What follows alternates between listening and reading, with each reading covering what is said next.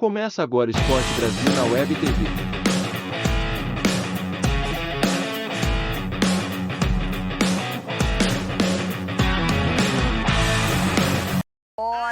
Ai, Dedê, eu já deixei de secar o Palmeiras faz umas 10 rodadas, viu? Porque não adianta perder tempo, energia, ainda mais quando o time do Abel Ferreira joga fora de casa. Agora, são 9 vitórias e 6 empates, não perdeu nenhuma. É uma campanha linda na tabela e também jogando longe do Allianz Parque. 3-1 pra cima do Botafogo. Impressionante. E o resto chora, né? Que começa com contagem regressiva. O título do Palmeiras está cada vez mais próximo. Temos que entrar dentro de campo, firme, para que possamos, né, se Deus quiser, antes aí do último jogo, se Deus quiser, levantarmos a taça. A comissão técnica tem muito mérito, né, em trabalhar a questão da mentalidade da equipe. E realmente, por mais que a gente tente se acomodar, a gente sabe que não tem jogo fácil e o título ele não é nosso ainda. Contra o Botafogo, no Rio de Janeiro, o Alviverde fez aquilo que ninguém faz melhor no Brasil: jogar longe de casa. Começou pressionando e teve as primeiras chances de abrir o placar com Rony e Zé Rafael. Mas a resposta carioca foi fatal. Saravia construiu a jogada e serviu Tiquinho Soares, que acertou um lindo chute. 1-0 Botafogo. Só que os alvinegros mal tiveram tempo de comemorar. Gabriel Pires tocou a bola com a mão dentro da área. O lance foi para a revisão e o pênalti marcado. Gustavo Scarpa chamou a responsabilidade e empatou 1-1. Júnior Santos ainda teve a chance de recolocar o Botafogo na frente do placar. Até que Piquerez assinou uma pintura no Nilton Santos. Deixou o Saravia no chão e encontrou o Mike para fazer 2-1 Palmeiras. Estou jogando um pouquinho mais avançado, importante sempre, né, o jogador fazer gol. Mas o que mais importa é poder ajudar a equipe, poder ajudar o Palmeiras a sair com resultados positivos, né? E ir atrás dos nossos objetivos. Já na segunda etapa, o camisa 12 ainda teve a chance de ampliar. Gatito pegou. O terceiro gol paulista saiu de uma construção. Dudu tocou em Rony, que encontrou Danilo e voltou para Dudu. 3-1 Palmeiras.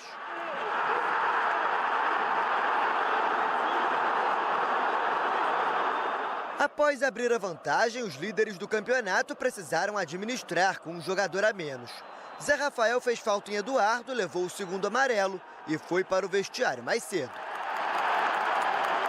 Novamente teve um jogador expulso. Eu acho que um ponto da partida que foi que a gente não sentiu qualquer tipo de alteração. O jogo se manteve como estava, com um jogador a menos e com a mesma quantidade de jogadores. Você falou da mentalidade, que de fato é muito importante, mas de forma prática, taticamente, como conseguir manter tanta consistência em tantos jogos, mesmo perdendo jogadores? Futebol, querendo ou não, às vezes é matemático e você consegue suprir essa ausência dentro desse desenho de maneira que hoje parecia que era 11 contra 11 até o final do jogo.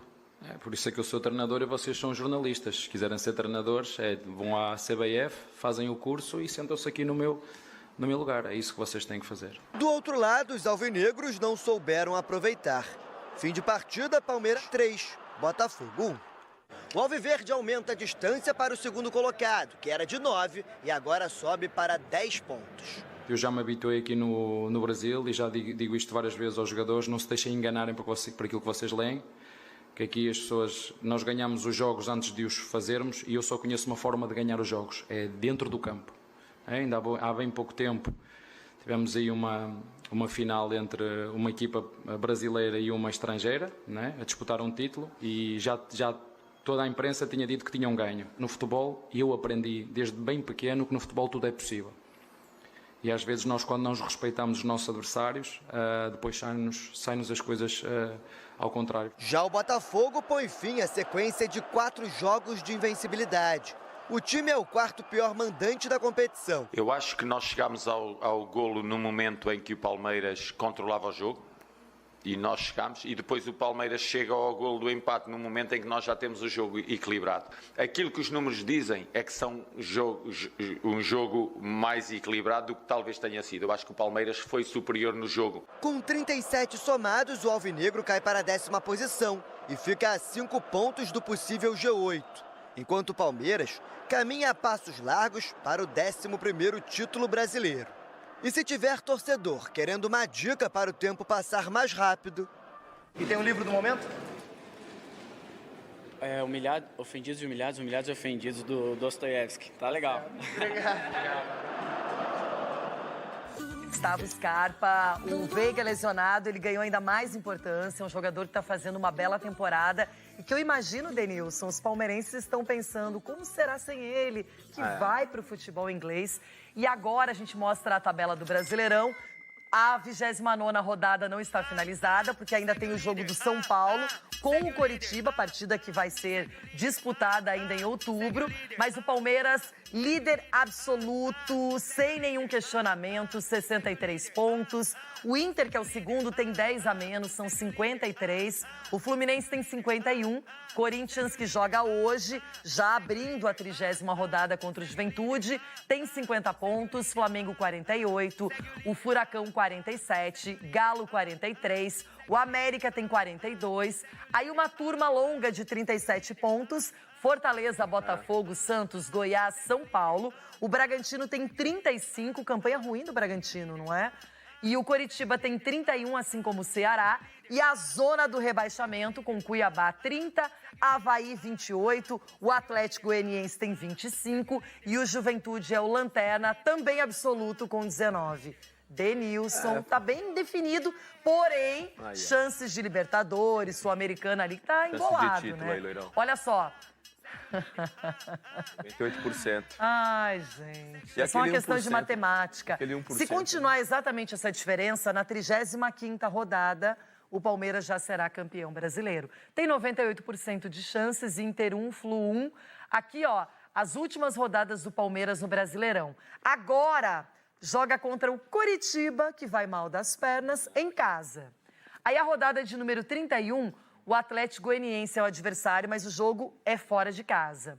Depois, lembra que a gente estava falando aqui que os jogos do Palmeiras seriam em Barueri, porque tem um show, aquela coisa toda, então o Palmeiras se desloca. Os shows foram cancelados, então o Palmeiras volta para o Allianz Parque. Até isso está ajudando, né? Então o clássico contra o São Paulo será no Allianz Parque. Avaí também no Allianz Parque. Coldplay seria a banda, que é ótima, né? O Atlético Paranaense fora vai ser legal, né? Porque o Atlético Paranaense ganhou do Palmeiras no Allianz Parque no primeiro turno e agora tem a revanche. Aí na rodada 35, se tudo continuar assim, deve ser nesse momento que o Palmeiras confirma o título. Fortaleza em casa no Allianz Parque diante do torcedor. Depois joga fora contra o Cuiabá. Na penúltima rodada tem o América em casa e termina contra o meu Inter lá no Beira-Rio. Provavelmente a essa altura, você falou da 35ª rodada, o Palmeiras pode ser campeão. Também na 35ª rodada, o Internacional pode estar muito assegurado na Libertadores, vaga direta para a Libertadores. Ou não, pode já ter uma concorrência maior, porque vai jogar com o Flamengo, não deve ganhar amanhã, mas quem sabe, né? Vai que um empatezinho. Tá com os dois pés atrás. Posso falar uma coisa? Ontem eu comecei a olhar a tabela e parei. Porque o meu coração não aguenta. Agora, como jornalista, não tem nem o que falar, gente. O Palmeiras faz um campeonato onde só perdeu 2 vezes, onde não foi derrotado fora de casa. Ataque e defesas eficientes. Então vai falar o quê do Palmeiras? Sai perdendo pro Botafogo, golaço do Tiquinho Soares e depois vira pra 3-1, Dedê. Aí você quer competir com quem? Não tem. Não tem. A competição, na minha opinião, pros outros, é do 2º lugar pra baixo. É, por isso que eu falei ali de repente, uma vaga garantida na Libertadores pelo Internacional e os outros, Fluminense, Corinthians, enfim, os outros times que estão lutando para tentar diminuir essa vantagem pro Palmeiras, já era, são 10 pontos. Eu vou depois pedir para a produção, não sei se a gente tem as chances de Libertadores hoje, porque, claro, tem algumas variáveis. Tem que contar com um G8, Copa do Brasil, e também com a gente vê a Libertadores, 2 brasileiros. Então, contando um G8, tem muita gente ainda disputando, muita gente querendo essa briga. O próprio São Paulo, que ficou sem o título da Sul-Americana, tem que recorrer agora a isso. Campeonato Brasileiro e brigar por Libertadores. Agora, vamos falar, Denilson, eu passo a palavra para você, para comentar a atuação do Palmeiras no Rio de Janeiro. Loirão, quando o Botafogo não fez uma partida ruim, tá? Eu achei que o Botafogo fez uma partida bem boa, na verdade. Tecnicamente, primeiro tempo, principalmente. Bem boa, Os primeiros 45 minutos são um jogo muito bem jogado. Só que o Luiz Castro ele veio na coletiva depois e falou, poxa, jogamos com um time que dispensa comentários, e eu acho que até em algum momento da partida o Botafogo fez frente com o Palmeiras. O problema é quando você faz o primeiro gol, não deu nem tempo do Botafogo, de repente, fazer com que o Palmeiras corresse atrás da bola. O Botafogo, depois do gol, não conseguiu em nenhum momento ter o controle do jogo. E aí vem o gol de empate, de pênalti. A partir desse momento, o Palmeiras foi o Palmeiras que a gente está acostumado a ver. Time que controla o jogo, que tem a velocidade, que gira a bola de um lado para o outro. Estava falando aqui para você o Piquerez é um jogador muito regular, né? E se é chover numa olhada, a gente fala da regularidade dele. Só que ontem ele estava um pouquinho mais. Ontem ele estava um pouquinho mais técnico. Ontem ele estava mais... Os gestos técnicos dele ontem estavam bem aflorados. Assim, ele fez uma boa partida, tecnicamente falando. Dudu, onde você vê o gol do Dudu, por exemplo, ele inicia a jogada no meio do campo, ele não desiste, ele pisa na área.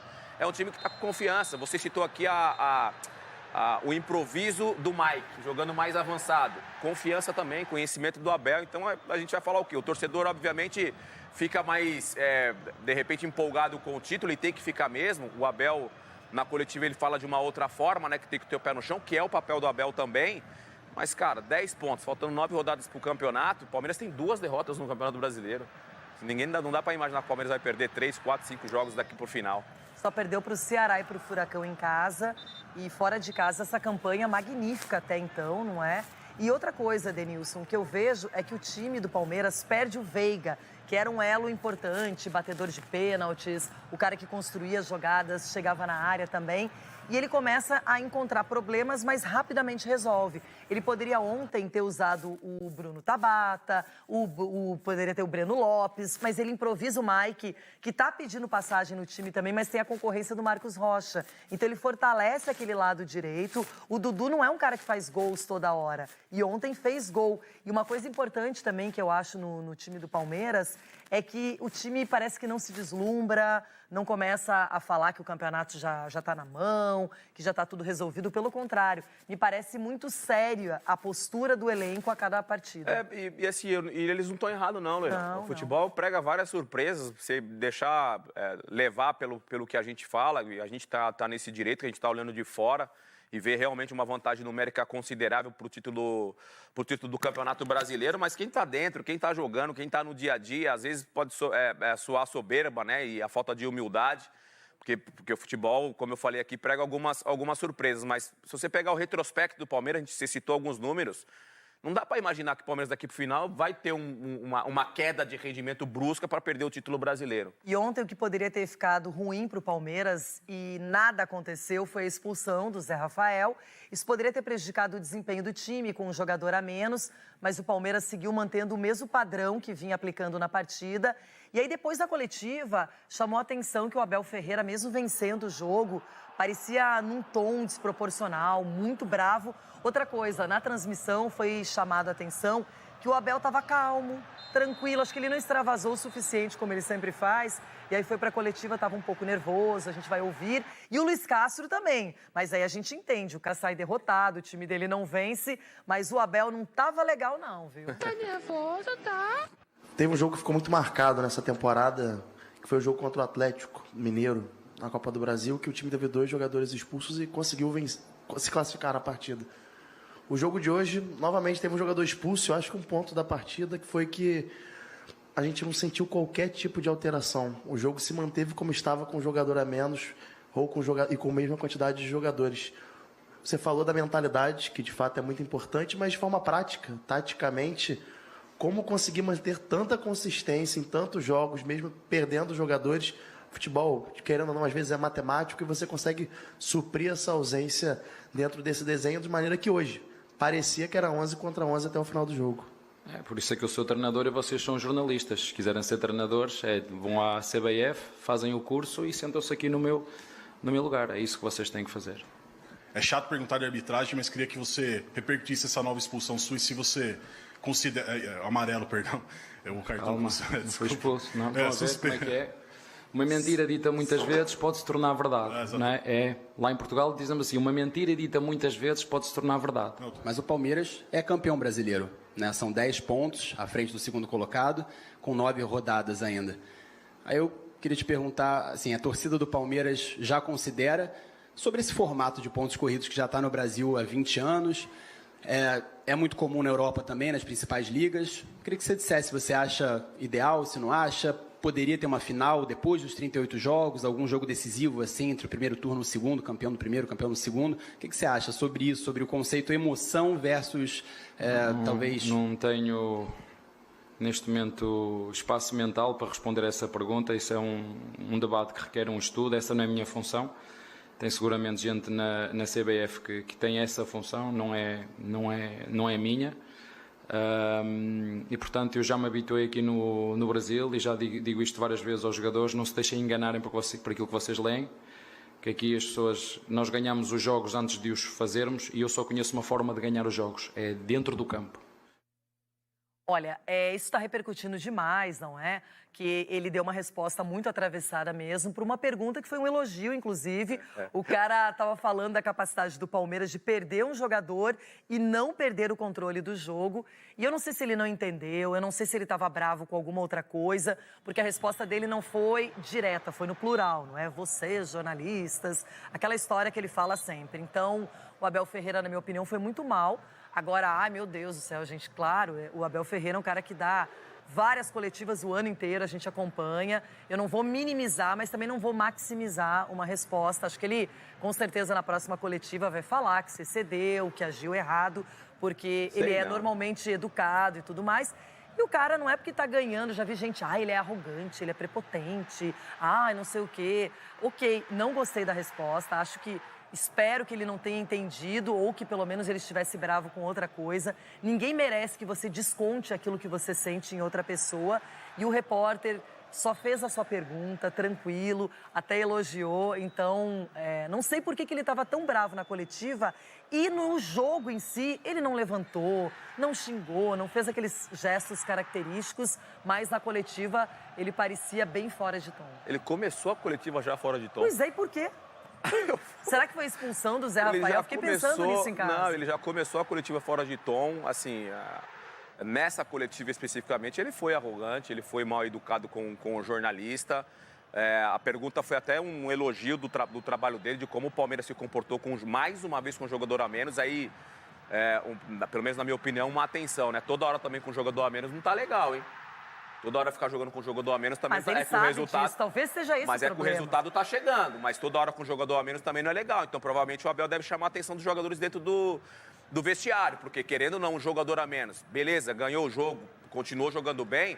Mas, poxa, tem um desgaste muito maior você tá com um jogador a menos. Mas, enfim, ele foi muito infeliz na coletiva dele. Ele estava muito agressivo, pilhado. E, assim, num jogo que o Palmeiras ganhou, tem a vantagem. E não vi nenhuma pergunta ali fora de tom do repórter. Ao contrário, até em tom de elogio ao trabalho dele, que é um trabalho muito competente. Os números estão aí para falar por si só. Mas ele foi muito, muito infeliz nessa coletiva. Com certeza, Denilson. Agora, essa briga tá boa pela Libertadores. Pela vaga sempre tão sonhada na Libertadores. Aí eu fico pensando... Fazem um campeonato para ir para a Libertadores e no ano seguinte muitos decepcionam. Mano, pensa não lá conseguem administrar a Libertadores, não é? Agora, vamos dar uma olhadinha nessa briga, porque realmente... Muito obrigado por assistir o nosso vídeo. Se você gostou, então não se esqueça de inscrever no canal e deixar o seu like, para ficar por dentro sobre o mundo do futebol e ajudar para o crescimento do canal, para produzirmos mais vídeos para você que é amante do esporte.